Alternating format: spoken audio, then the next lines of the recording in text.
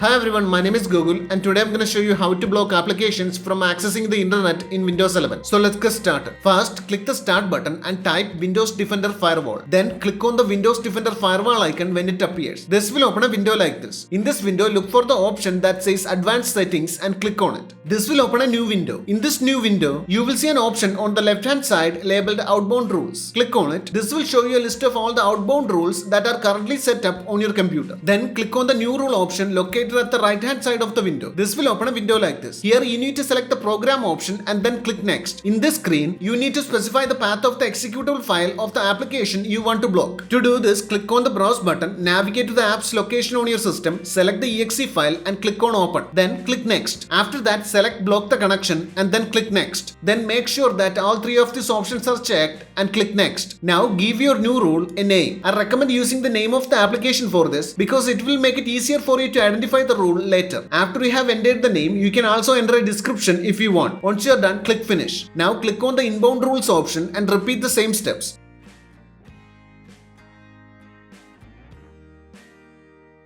And that's it. The application should now be blocked from accessing the internet. You can verify this by trying to use the app and seeing if it fails to connect to the internet. Remember, if you ever want to allow the app to access the internet again, you can simply go back to the outbound rules and inbound rules sections in the Windows Defender Firewall settings, find the rules you created for the application and either disable them or delete them.